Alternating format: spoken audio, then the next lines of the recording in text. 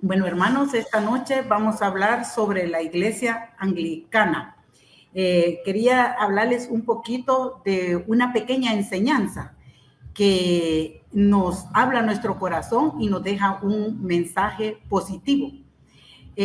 Cuentan una vez que un hombre tenía un niño, un pequeño niño, y este hizo una travesura. Sabiendo lo que había hecho, que estaba mal. Y su papá lo regañó. Después de un rato, el niño se acercó al papá y le preguntó, ¿por qué hice eso si yo ya sabía que era malo? El papá le explica, es como que si dentro de ti hubiera dos lobos, un lobo bueno y un lobo malo. Y en ese momento ganó el lobo malo. El niño le pregunta al papá, y al final, ¿qué lobo va a ganar, el bueno o el malo? A lo que el papá le responde, el lobo que tú decidas alimentar. Ahora yo les pregunto, ¿a quién estamos escuchando? ¿A quién estamos escuchando?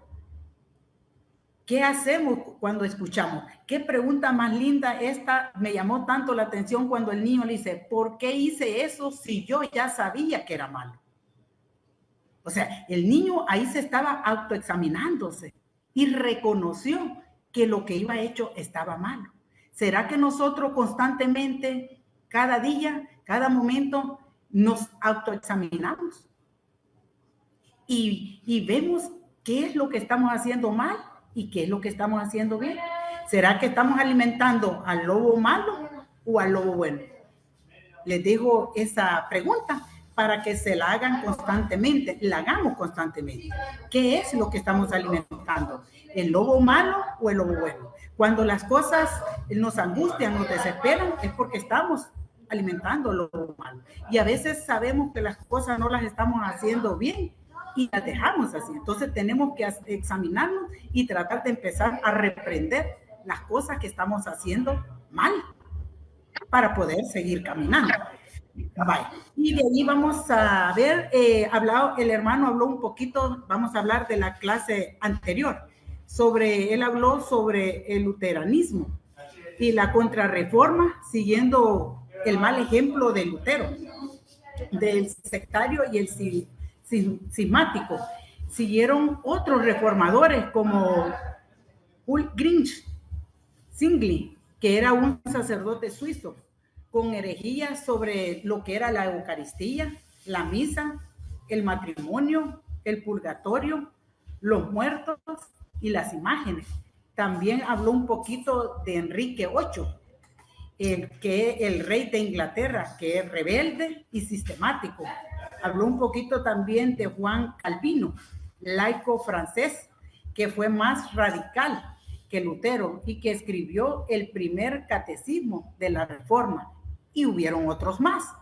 En este momento, en esta clase vamos a hablar sobre la iglesia anglicana.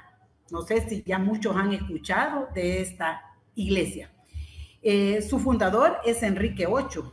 Su liturgia, su doctrina, vamos a hablar un poquito de cada una, de la jerarquía con la que gobernaba y la diferencia entre la iglesia católica romana y la iglesia anglicana. Enrique VIII fue el rey de Inglaterra desde el 22 de abril de 1509 hasta su muerte en 1547.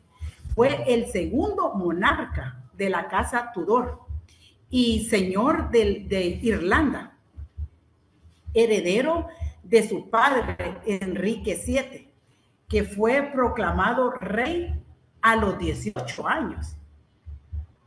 Después de la muerte repentina de su hermano mayor, Arturo, y luego la muerte de su padre, se casó 6 veces, un hombre muy rebelde, y ejerció el poder más absoluto entre todos los monarcas, de todos los monarcas. Recibió una profunda educación cristiana con formación teológica. En su juventud llevó una vida intensa de piedad.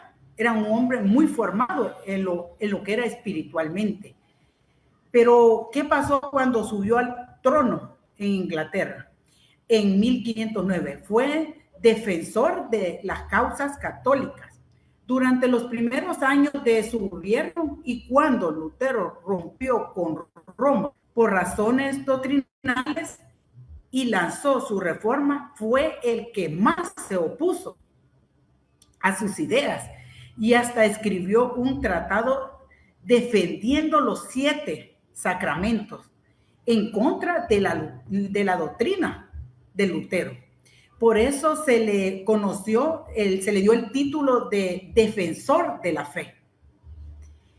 Ya desde antes había mostrado una profunda aprobación al pontificado, recibiendo por esto como signo de distinción una espada, un sombrero y luego una rosa de oro.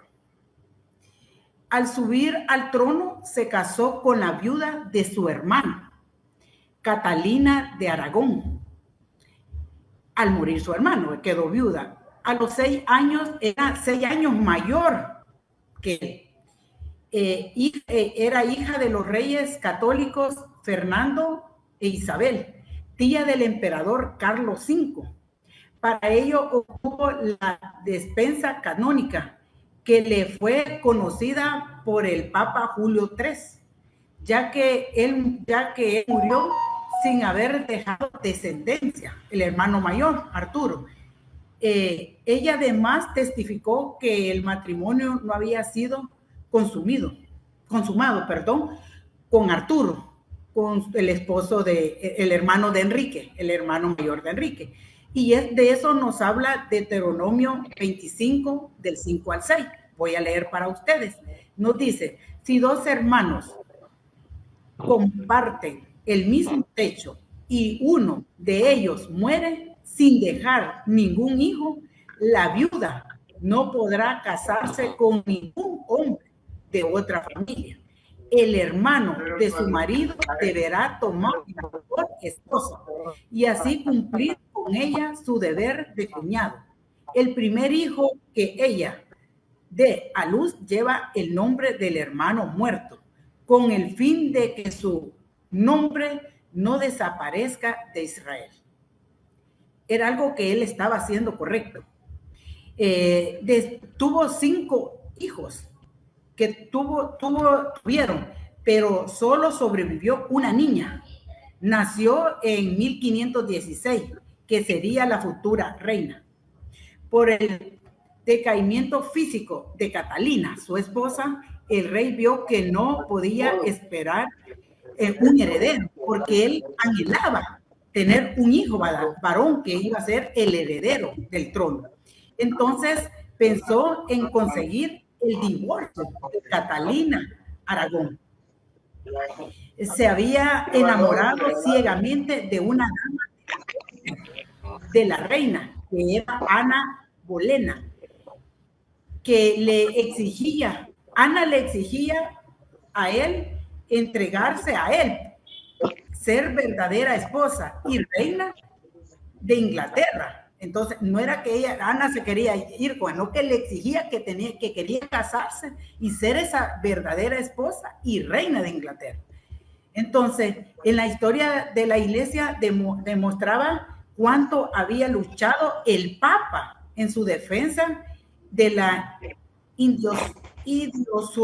indisolubilidad del matrimonio. Sin embargo, Enrique VIII trataba de propagar la nulidad del matrimonio de Catalina.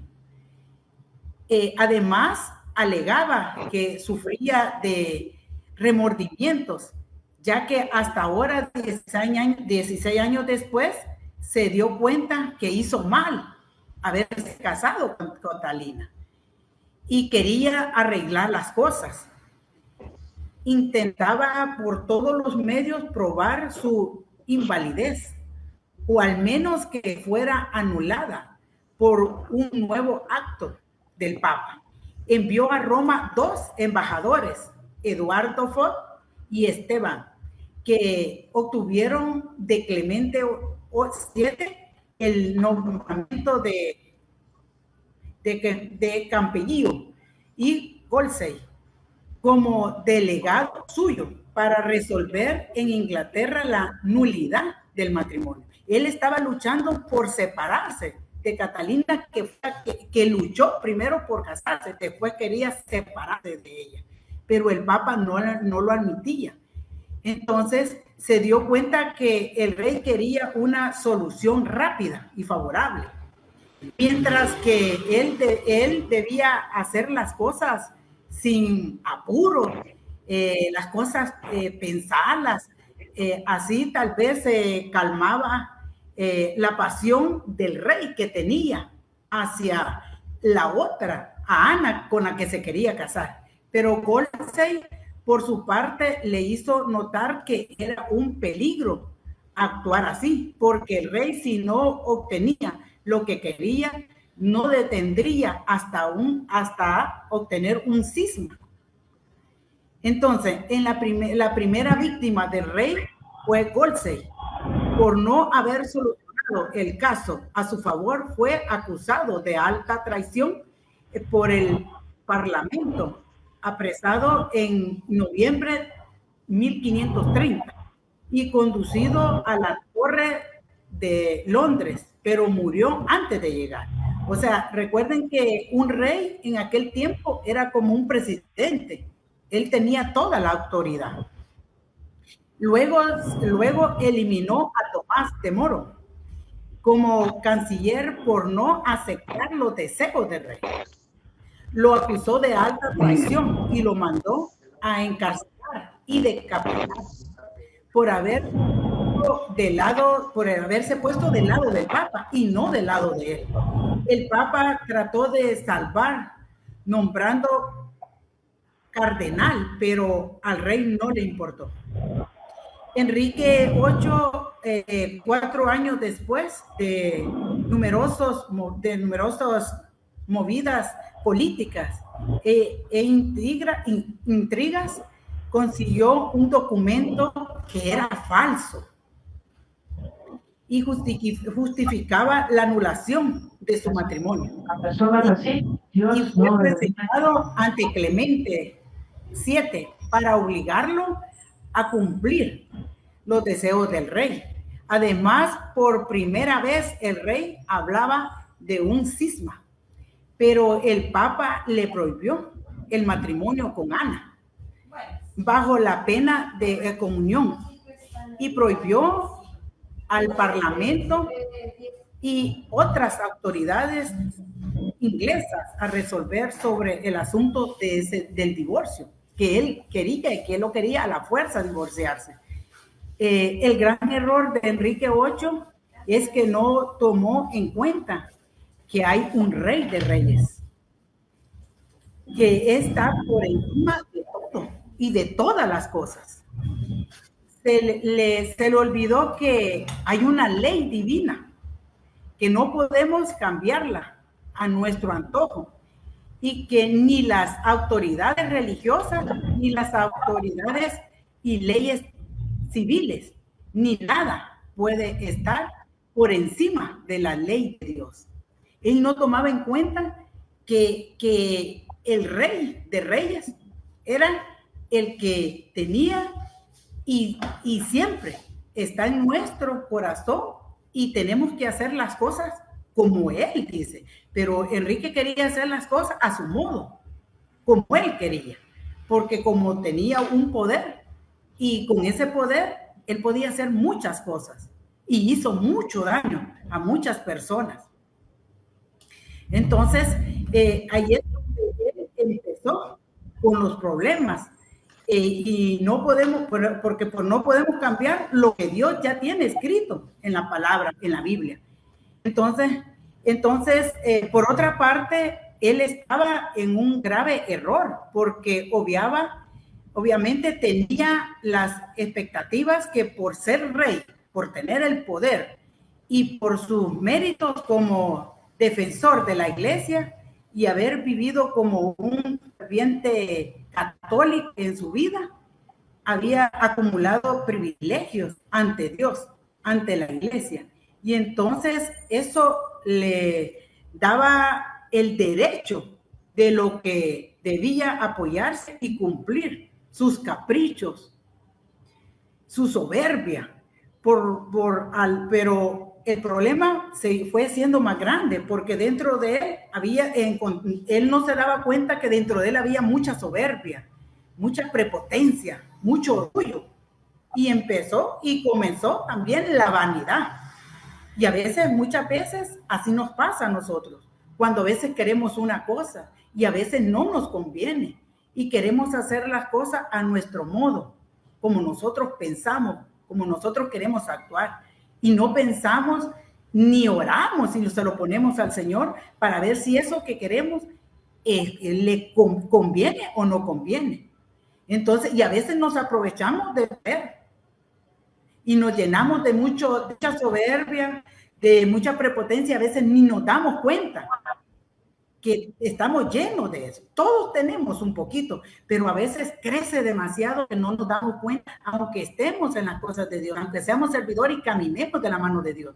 Y no nos autoexaminamos que estamos a veces llenos de soberbia, como estaba en este momento Enrique. Así, el mensaje de las bienaventuranzas va dirigido a la gente de corazón sencillo y humilde, pero la maldad anida en el corazón de los soberbios. Dice esto Tomás de Aquino, que el peor pecado es la soberbia. Ese es el peor pecado que está en cada uno de nosotros. Y a veces lo hacemos crecer y no nos damos cuenta. Porque si bien los otros nos aleja de Dios, esto los rechaza de Dios, nos aparta de Dios. Como él se consideraba perfecto, único, porque tenía el poder. Él tenía en las manos todo, él podía hacer todo. Y por eso hacía daño, destrozaba a tantas personas, le hacía daño. Pero, ¿por qué? Porque él estaba lleno de soberbia. Y no se daba cuenta. O si se daba cuenta, pues, pero la soberbia era más grande y quería seguir haciendo lo que él quería. Y a los demás y los hacía inferiores. Incluso cree que no necesitaba ni siquiera la ayuda de Dios. La soberbia es una actitud farisea que Jesús tanto reprocha y habla en la palabra. Entonces, ¿qué puede hacer Dios con alguien que no quiere recibir su amor? Porque muchas veces nosotros no permitimos recibir el amor de Dios por esa soberbia, por ese orgullo, por esa prepotencia. Entonces, ¿qué puede hacer Dios con alguien que no quiere recibir su amor, su bendición, su perdón, su misericordia? Una de sus características es que estamos ciegos a veces a la inspiración del Espíritu Santo. Y si estamos ciegos, no dejamos que el Espíritu Santo actúe, porque una persona llena de soberbia, llena de orgullo, aparta el Espíritu Santo. No dejamos que actúe el Espíritu Santo. No dejamos que el Espíritu Santo nos guíe. No dejamos que el Espíritu Santo nos ilumine, que nos fortalezca, que nos dé entendimiento. Y es capaz de vivir en un estado de santidad aparente, porque no nos damos cuenta. Y se descuida lo que realmente es importante, que es Dios, tener a Dios en el centro de nuestro corazón. Sabemos que todos tenemos un grado de soberbia y que es lo que nos falta para poder apartar la soberbia, para poder arrancar de nosotros la soberbia, es la humildad. Entonces tenemos primero darnos cuenta si dentro de nuestro corazón hay soberbia, para poder en nuestra oración pedirle ayuda a nuestro Señor, para que nos ayude a que seamos humildes, para que podamos tener en el centro de nuestro corazón a Dios, para que podamos dejarnos guiar por el Espíritu Santo.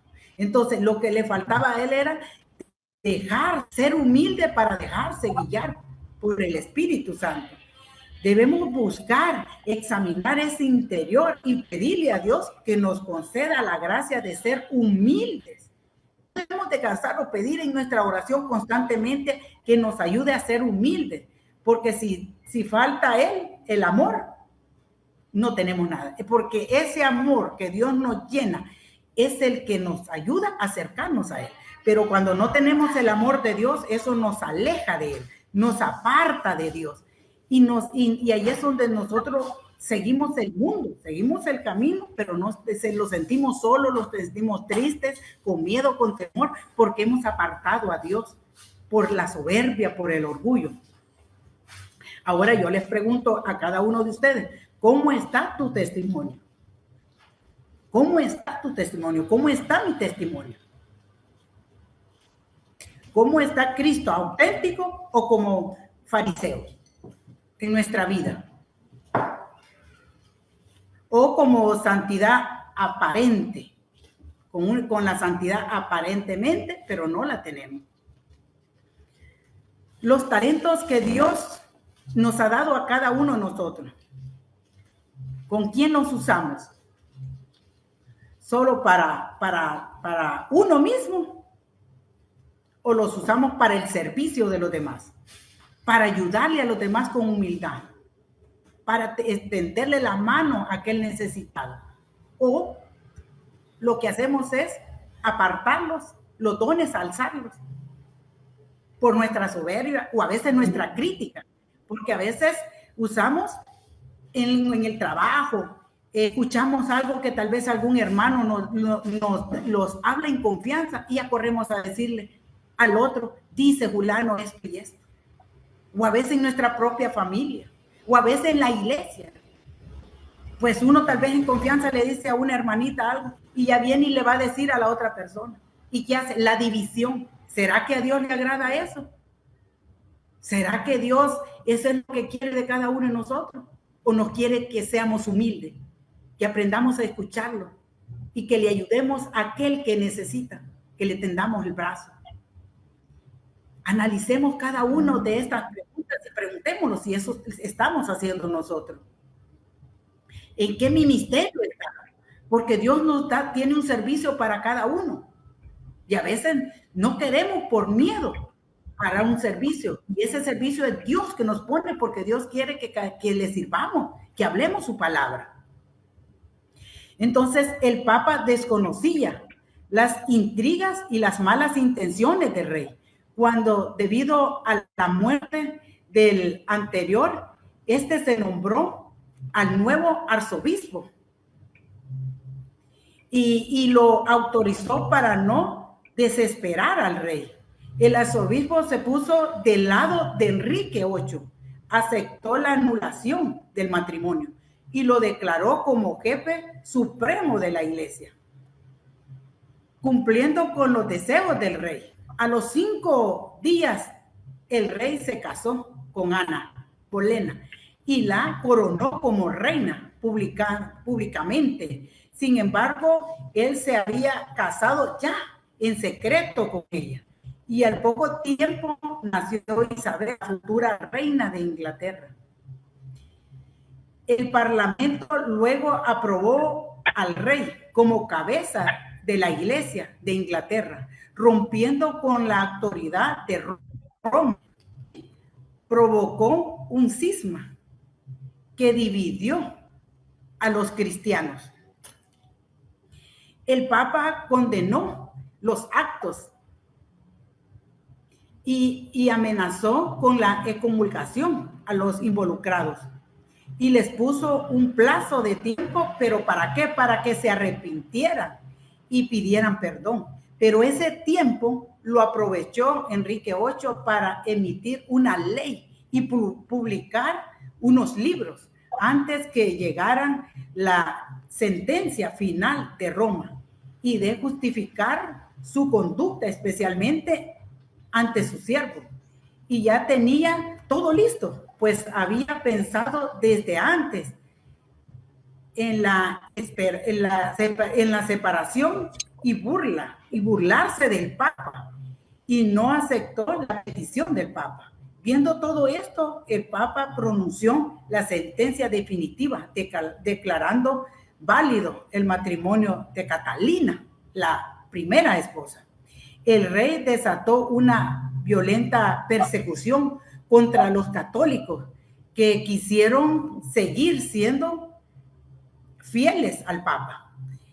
¿Qué hizo entonces? Entonces, en total dio muerte a 21 obispos, Enrique, a más de 500 sacerdotes y a 72,000 fieles. Y Fischer fue decapitado y Moro lo siguió. Suprimió la orden de los franciscanos. A los 50 de ellos murieron en prisión. Suprimió casos religiosos, destruyó monasterios, conventos que habían sido la gloria de Inglaterra y destruyó imágenes, reliquias, santuarios y se quedó con todos los bienes y tesoros. La avaricia. El Papa Clemente VII publicó su bula sobre Enrique VIII, a donde enumeró sus crímenes cometidos y le pedía que se arrepintiera y pidiera perdón si lo amenazaba con serias consecuencias canónicas. Al no lograrlo, el Papa Paulo III publicó otra bula en la cual excomulgó al rey. Pero volviendo a Enrique VIII, después de su matrimonio con Ana, él continuó con sus relajos.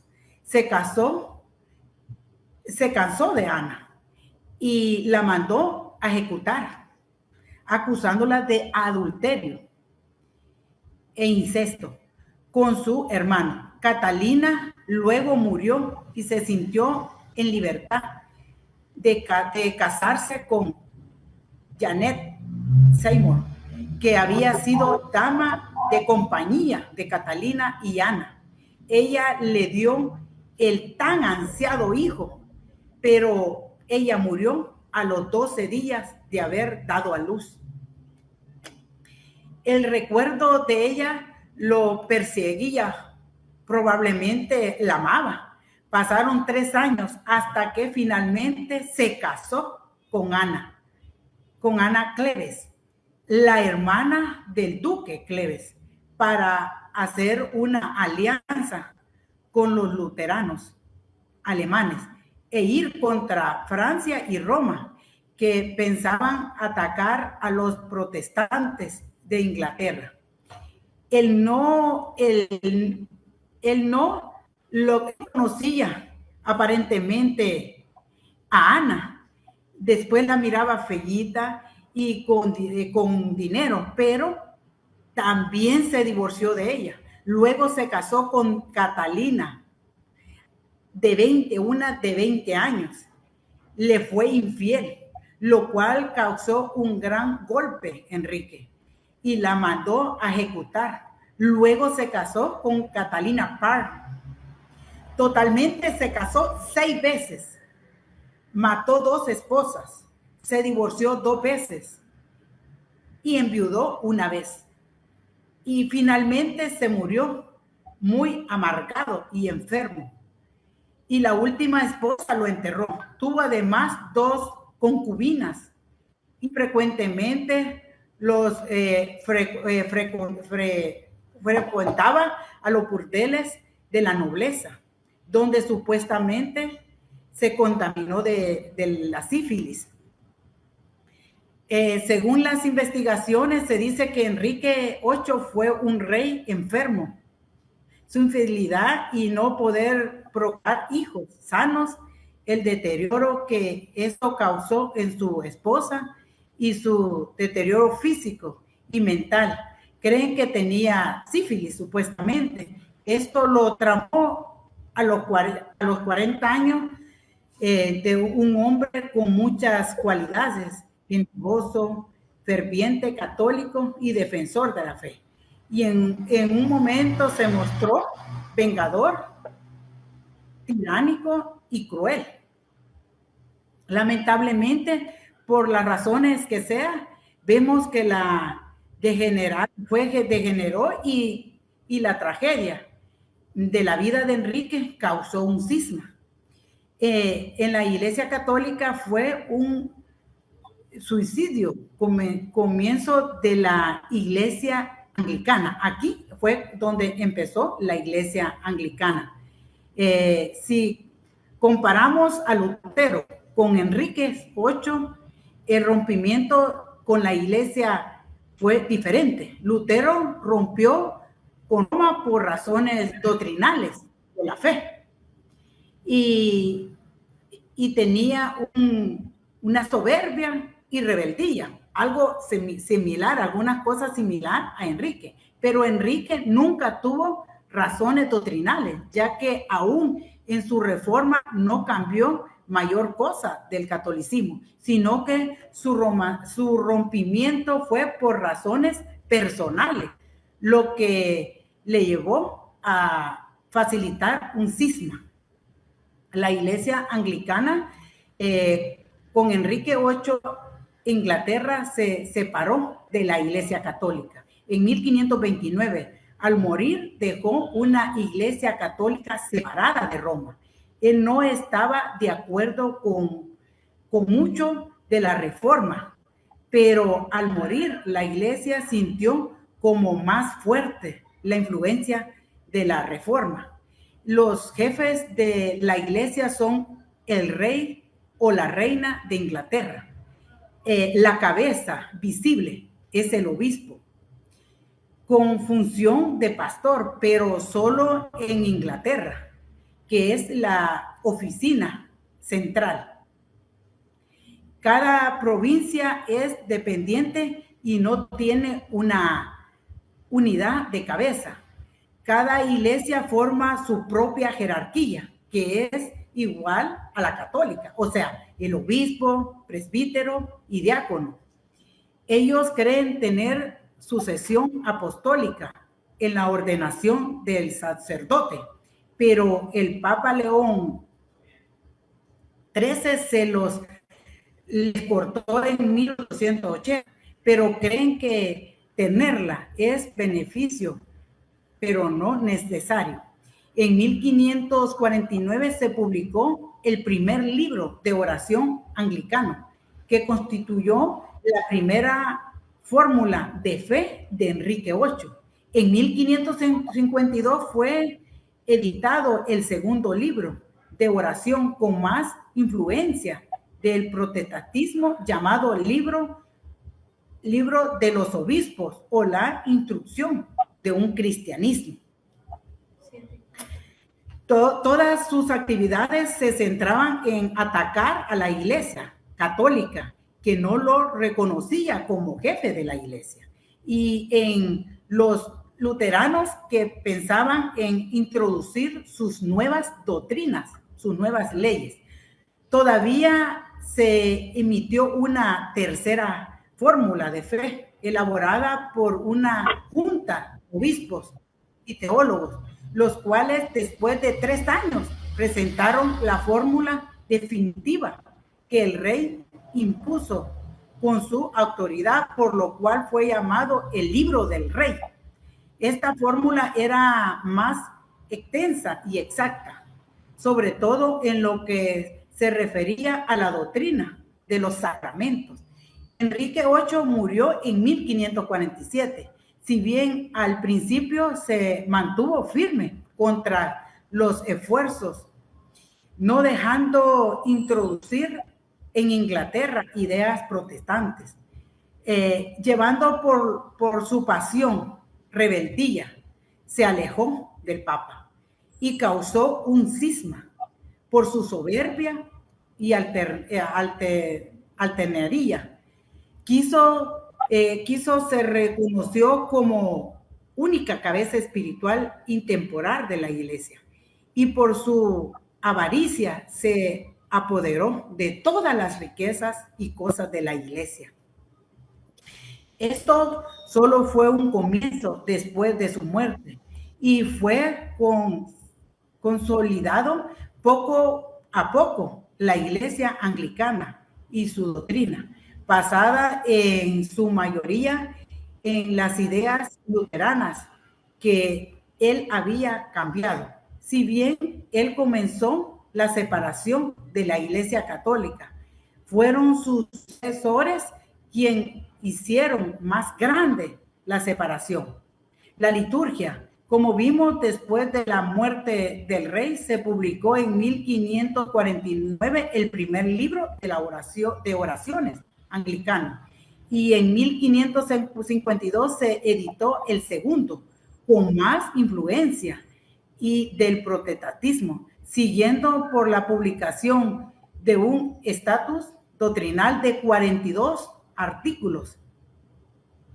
Cuando la reina María I subió en el trono, se reimplantaron la mayoría de las leyes eclesiásticas de Enrique VIII, y con acta de supremacia se defendió en forma específica la autoridad de la corona sobre la Iglesia.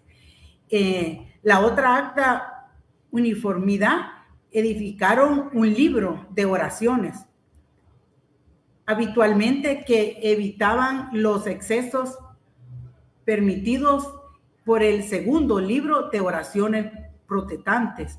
En este reinado creció el poder de los puritanos y se volvieron más radicales con los cambios. Pero en 1649 el rey Carlos I fue ejecutado y quedó derrocada temporalmente la monarquía de la Iglesia. En 1662, con la llegada de Carlos II, con una tercera acta.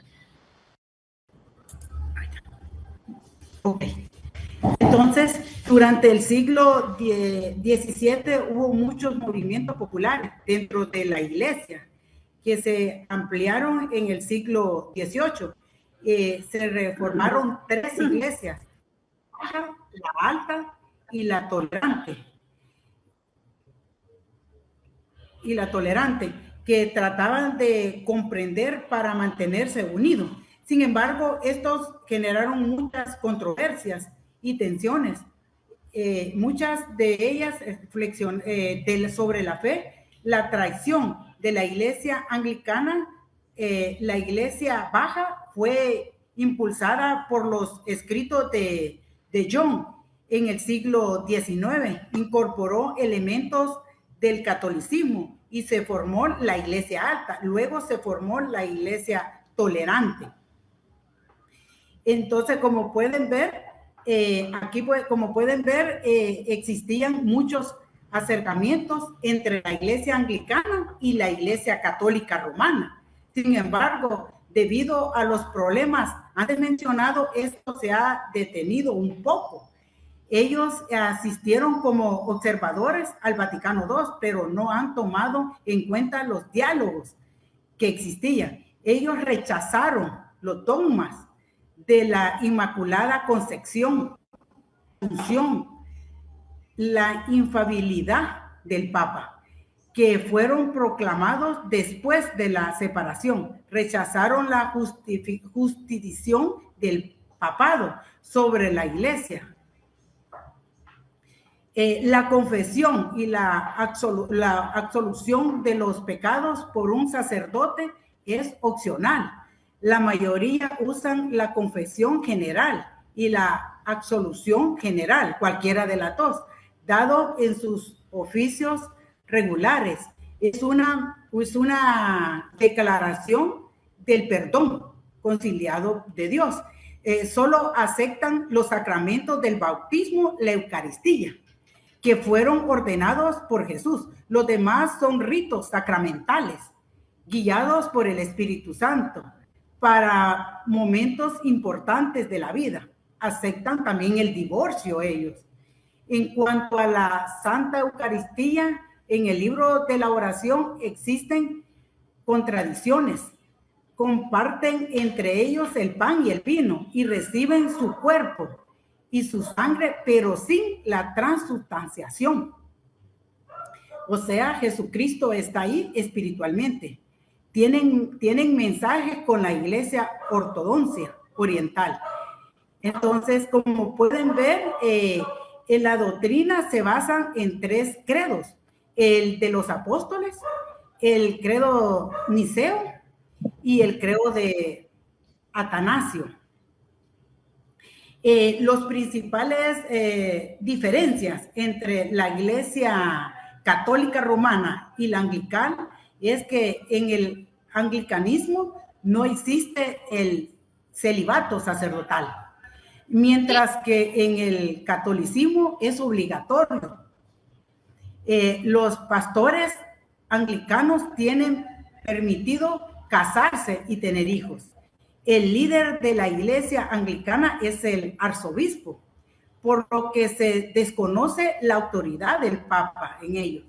Jefe principal de la iglesia católica apostólica romana. Los anglicanismos más liberal aceptan el sacerdocio femenino, mientras que en el catolicismo no lo prohíben. Además, en la Biblia se basa en la doctrina del anglicanismo, son los 39 artículos y el libro de oración común, donde se especifican las creencias doctrinales anglicales. Como pueden ver, aquí Enrique VIII, como dice al principio, fue una persona al principio profundamente educado, cristiano con formación teológica. En su juventud decía que tenía una vida de piedad, pero ¿qué fue lo que pasó con él? Cómo se ve que a veces cambian las personas con el poder, cómo él fue cambiando poco a poco. Enrique VIII fue llenando de soberbia, prepotencia, orgullo, venganza por sus pasiones y rebeldías. Se alejó del Papa y causó un cisma. En lo que él se fue llenando de soberbia, prepotencia, orgullo, venganza, él se fue alejando de Dios. Él se fue alejando de ese espíritu que lo guió desde pequeño, que lo iba iluminando y caminando. Pero cómo la soberbia nos aparta y nos aleja muchas veces que ni nos damos cuenta. Entonces, tenemos que examinarnos nosotros si estamos pasando también por estas etapas de soberbia, prepotencia, orgullo, venganza, que son unos pecados capitales que nos alejan de Dios, que nos apartan de Dios. Y eso fue lo que pasó con él. Y empezó a llenarse de lujuria, a casarse una y otra vez, pero el Papa nunca lo permitió. Él hizo tanto daño a tantas personas en el camino con tal de hacer lo que él quería. Y muchas veces pasa eso, con tal de hacer lo que uno quiere, le hace daño a muchas personas. La soberbia y la altanería, él quiso ser reconocido únicamente cabeza espiritual de la iglesia, pasando sobre el Papa. Por su avaricia, acogió todo lo de la iglesia. Y muchas veces, lo mismo nos pasa a nosotros.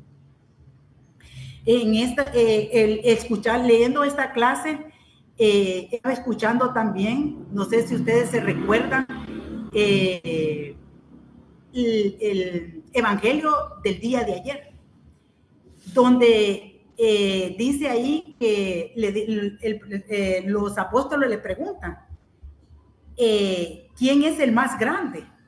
Y el Señor, y ahí en el evangelio ponen el ejemplo de un niño. Entonces, leyendo esto, digo yo, es que el Señor no se equivoca. Los compara con un niño, porque en un niño no hay odio, no hay rencor, no hay envidia. Y él dice que tenemos que volver como un niño para poder entrar al reino de los cielos. ¿Qué es lo que nos dice? Que tenemos que tener un corazón limpio, tenemos que tener un corazón puro para poder volver como un niño y poder entrar al reino de Dios. Y entonces, leyendo esto, entonces y yo digo, sí, Señor, ayudarnos a volverlo a hacer, para poder tener un corazón como niño, para poder entrar al reino, porque si no, no vamos a poder entrar. Y a medida vamos caminando en el mundo, a veces lo vamos ensuciando de tantas cosas que absorbemos del mundo y no nos damos cuenta que ya nuestro corazón está tan sucio, está tan grande y que nos vuelve ciegos y sordos a la palabra de Dios. Entonces tenemos que examinarnos y ser como un niño, sencillos, transparentes, nobles, fiel, abierto, abrir nuestro corazón y ser amoroso como un niño. Entonces, ¿qué es aquello que Dios nos impide a cada uno de nosotros? Son todas estas cosas, todos estos pecados que absorbemos en el mundo, que absorbemos diariamente y los hacemos crecer en nuestro corazón. Y nuestro corazón se va haciendo tan grande de tantas cosas del mundo. Recuerden cuando hicimos el retiro, los que hicieron el retiro. Allí hablaron que ¿a dónde tenemos a Dios? ¿Será que nosotros tenemos a Dios en el centro? ¿Con la soberbia? ¿Con el orgullo? ¿Con la vanidad? ¿O lo tenemos a un lado? ¿O lo tenemos fuera de nuestro corazón? Tenemos que ver, porque aquí es un ejemplo grande donde Enrique se equivocó tanto que tal vez nosotros también nos estamos equivocando. Tenemos ese ejemplo tan grande. No podemos juzgarlo, porque eso solo Dios lo va a juzgar. Pero tenemos que, es un ejemplo para que nosotros veamos nuestro corazón. Si nuestro corazón está igual o peor. Si nuestro corazón está lleno de tantas cosas. Entonces tenemos que examinarnos para poder pedirle al Espíritu Santo que nos ilumine para poder discernir si estamos en el camino correcto o estamos en el camino incorrecto. Si estamos llenándonos de tantas cosas que nos está volviendo ciegos ante Dios. Acuérdense la enseñanza al principio. ¿Qué estamos haciendo? ¿Estamos con el lobo malo o con el lobo bueno? ¿Qué estamos llenando? ¿El lobo malo o el lobo bueno? Tenemos que examinarnos. ¿Qué es lo que estamos haciendo? Y como es una reflexión muy bonita, donde el niño dice, él acepta que él se equivocó y él dice, ¿por qué? No sé si a ustedes les ha pasado que a veces le han dicho algo, digamos, a alguien, alguna hermana o algún compañero del trabajo y después dicen usted, ¿por qué yo reaccioné así? Y se sienten mal porque le han dicho eso, pero en ese momento han reflexionado y se han dado cuenta que no está bien lo que hizo. Y eso es lo que a Dios le agrada. Que nosotros reconozcamos el error, reconozcamos eso que no está bien ante Dios.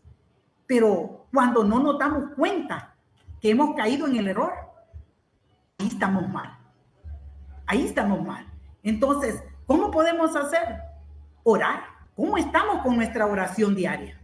Porque en la oración diaria es donde nosotros tenemos que orar constantemente y pedirle a Dios primero que nos ayude a examinarnos y ver qué es lo malo que hicimos cada día, porque en cada día a veces nos equivocamos, y pedirle, y si es eso lo mismo el otro día, pedirle a Dios que nos ayude a poder despojarnos de ese pecado, para que podamos ser libres y poder ser humildes, y la humildad lo va a llevar a la santidad.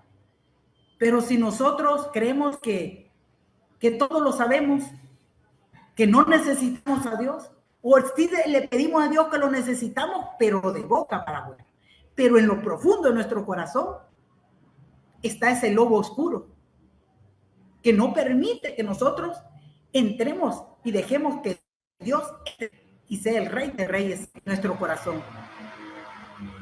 Y no nos permite caminar, no nos permite cambiar nuestra actitud, nuestra forma de pensar, nuestra forma de actuar.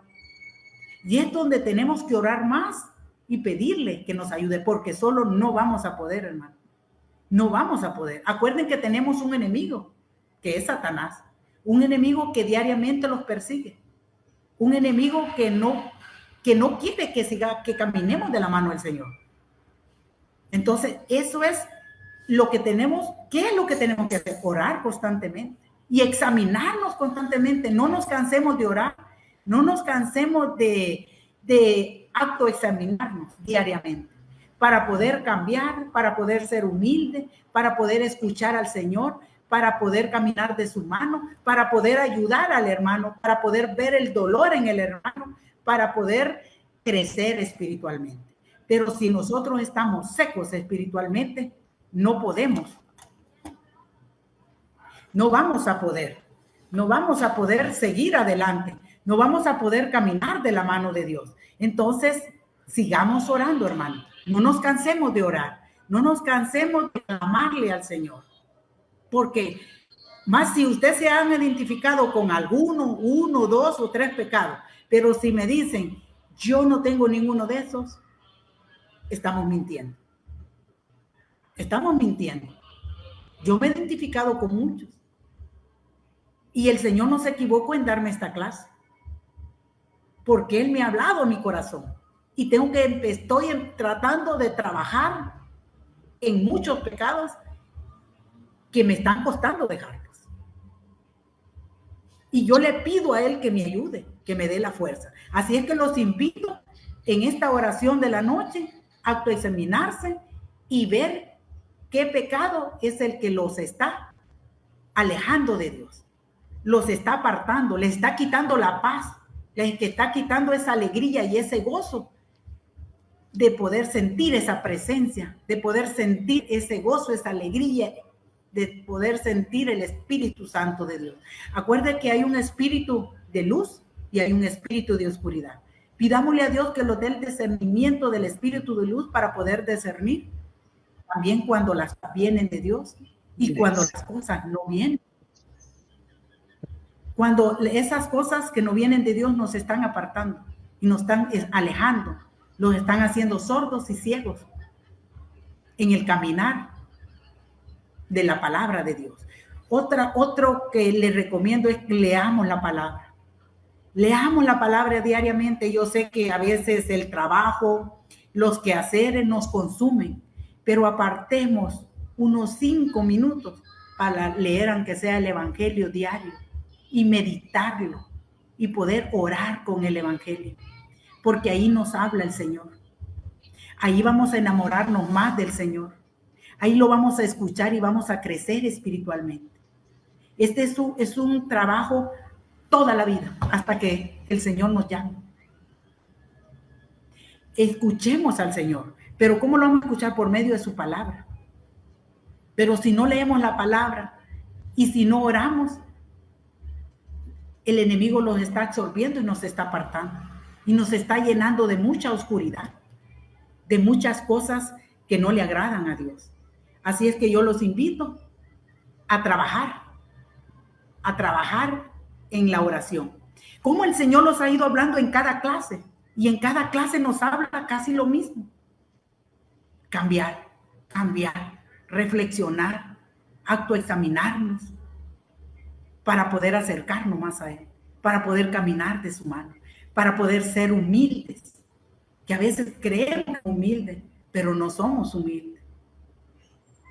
Así es que yo los invito, hermanito, a orar mucho y a pedirle al Señor que en esta clase, qué es lo que les quería decir o qué le está diciendo. O yo creo que ya muchos ya se identificaron con muchos de esos pecados con los que van a luchar si no se dan cuenta o están luchando. Así es que, bueno, hasta aquí terminamos esta clase. Voy a darle, no sé si el hermano va a hablar algo el hermanito, o le entregamos la clase al Señor. No, mi hermana, gracias. Ok. Bueno, hermanitos, vamos a entregar esta clase en nombre del Padre, el Hijo y el Espíritu Santo. Amén. Amado Jesús, Padre bendito, Padre amado, tú que eres nuestro Padre, tú que conoces nuestro corazón, tú que conoces nuestro interior, te pedimos que nos acompañes para que podamos entrar juntos a nuestro corazón, para que podamos identificar eso que está dentro de nuestro corazón, que no nos permite ser felices, que no nos permite amarte como tú nos amas, que no nos permite verte ni escucharte, Señor. Te necesitamos.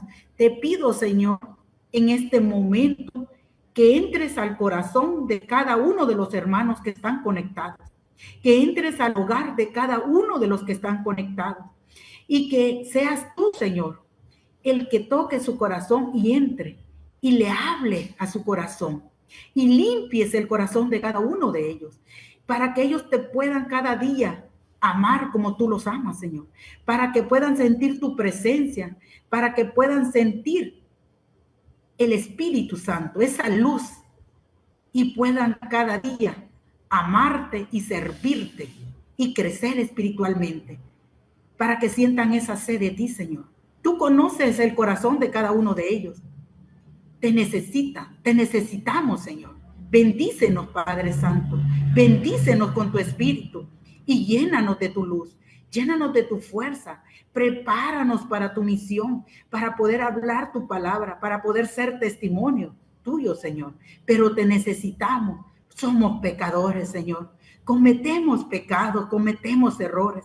Hoy te entregamos, Señor, esta valija que cargamos en tus manos, para que seas tú, Señor, el que nos revistas con una vestidura limpia para poder seguir caminando de tu mano, para poderte alabar, bendecir y glorificar. Gracias, amado Jesús. Gracias por unirnos y tenernos unidos cada miércoles, por hablarnos a nuestro corazón. Te amamos, Señor, y te alabamos. Bendice el hogar de cada uno de nuestros hermanos. Escucha sus oraciones, sus súplicas, sus necesidades.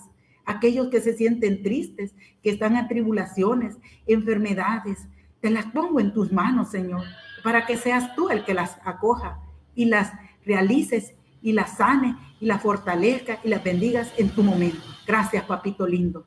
Y nos quedamos con la oración que tú nos has dado, Señor. Padre nuestro que estás en los cielos, santificado sea tu nombre. Venga a nosotros tu reino. Hágase, Señor, tu voluntad en la tierra como en el cielo. Danos hoy nuestro pan de cada día. Perdona nuestras ofensas como también nosotros perdonamos a quien nos ofende. Y no nos dejes caer en tentación y líbranos de todo mal. Amén. Y a ti, mamita linda, tú que eres nuestra madre, que intercede, yo te pongo en tus benditas manos todas las peticiones que en este momento están pidiendo cada uno de los hermanos que se han conectado, para que seas tú el que se las lleve y las deposite en el centro del corazón de tu Hijo amado. Y por aquellas que no hemos pedido y sabes que la necesitamos. Gracias, Madre bendita, y te quiero saludar como te saludó el ángel aquel día. Dios te salve María, llena eres de gracia, el Señor es contigo. Bendita tú eres entre todas las mujeres y bendito es el fruto de tu vientre, Jesús. Y nos cubrimos con la sangre de Cristo, en nombre del Padre, del Hijo y del Espíritu Santo. Amén y amén.